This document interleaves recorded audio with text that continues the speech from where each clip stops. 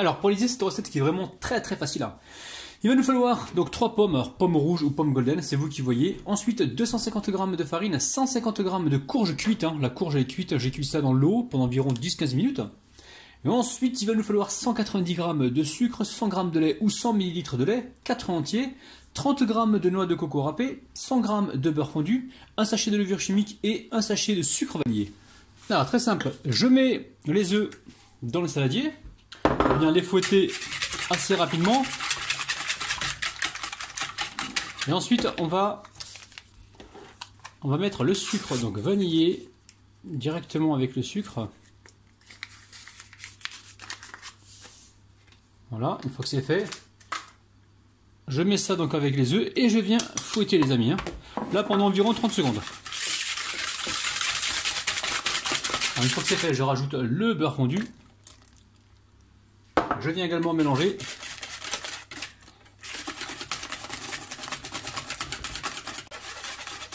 Alors ensuite on va pouvoir rajouter donc la courge. Alors courge cuite, hein, j'ai dit entre 10 et 15 minutes. Et là je vais venir la passer. Alors vous n'êtes pas obligé de faire ça les amis, hein. Vous pouvez directement la mixer et la mettre dedans, hein, si vous voulez. Bon moi je vais faire ça. Je vais voir comment ça se passe, sinon je vais tout mettre dedans, je vais voir. Si ça passe, ok, si ça passe pas, je mets tout dedans.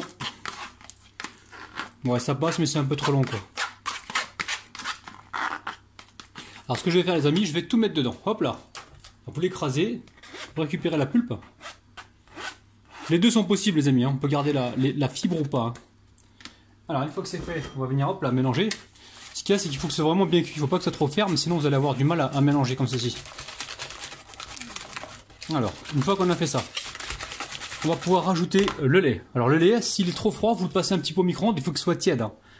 Faut pas que les comment dire, il faut que nos ingrédients soient à peu près à la même température, hein. Alors, une fois qu'on a fait ça, on va venir ajouter ici la noix de coco râpée. On mélange rapidement. Ça sent bon déjà. Et ensuite, on va venir donc tamiser la farine, hop là, avec la levure chimique. Alors juste avant, on va se faire un petit mélange comme ça à la main là rapidement, hop là. Et on tamise. Alors quand c'est fait, on vient comme ça mélanger. Là on a une belle couleur les amis, due à la courge.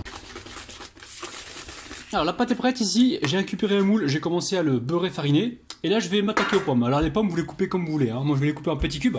Et on se retrouve donc tout de suite. Alors j'ai coupé mes 3 pommes et je viens les mettre directement dans la pâte.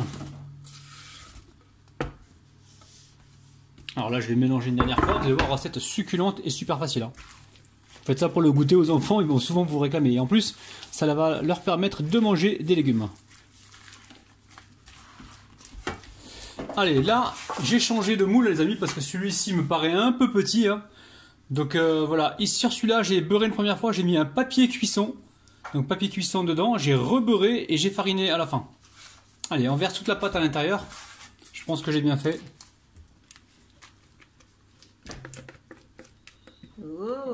Oh là là! Tu gères. Ah, on gère. Alors les amis, petite touche personnelle de Rabinette. Attends, Assia. Elle veut mettre quelque chose dessus. Voilà, moi j'interviens aussi dans ces vidéos, donc elle aussi elle veut intervenir. Tu mets quoi alors dessus? La fleur de sel, les amis. De la fleur de sel, les amis. Faut surtout pas oublier ça, hein. Voilà. Pas trop de fleur de sel, si tu veux en mettre encore un peu? Ah non, c'est bon. Ok, juste un petit peu. Donc là, le four est en train de préchauffer à 170 degrés. Et nous, on est parti pour une cuisson, on va dire, d'environ entre 20 et 30 minutes, je vous dirai. Donc le temps exact est juste après. À tout de suite. À tout de suite. Alors, ça fait 5 minutes que j'ai sorti le gâteau. Donc j'ai passé un petit coup comme ça. On a mis du papier cuisson en dessous, on l'a bien beurré, bien fariné. Donc on ne devrait pas avoir de problème au niveau du démoulage. Donc là, alors là, c'est encore chaud, hein. Donc je passe, hop là, je pose la grille dessus. Et je viens retirer, donc regardez-moi ça, délicatement. Oh, c'est pas mal les amis, hein.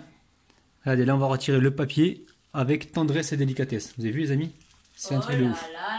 C'est Assia qui a insisté pour que je mette le papier, hein. Regardez-moi ça. Donc il a cuit environ allez, 40 minutes les amis, 40-45 minutes, hein. Alors ici je récupère donc mon assiette, je la mets dessus, hop là. Donc il se démoule assez facilement parce qu'il y a le papier, hein. N'hésitez pas à le mettre, c'est important. Hop. Alors. Alors soit vous mettez un peu de sucre glace dessus hein, si vous voulez, hein, sinon on va le couper directement comme ça. Allez, je prends le couteau, bismillah. Je vise bien au milieu, c'est super moelleux les amis. Hein. Alors inutile de vous dire que là, vous allez vous régaler avec ces gâteaux. Regardez-moi ça les amis, gâteau de ouf à la pomme. Alors franchement les amis, refaites cette recette, c'est hyper moelleux au milieu, vous avez vu? Refaites cette recette et surtout n'hésitez pas à rajouter de la cuisson si besoin les amis. Hein. Moi j'ai cuit ça à 170 degrés, 175 degrés je pense, ouais 175 degrés on va dire. Et j'ai mis au moins 40 minutes, mais des fois ça peut pousser jusqu'à 45 minutes les amis. Hein. Donc faites attention. Et si jamais vous voyez que ça prend trop de coloration dessus, n'hésitez pas à mettre une feuille d'alu ou une feuille de papier cuisson. Les amis, prenez soin de vous, bye bye.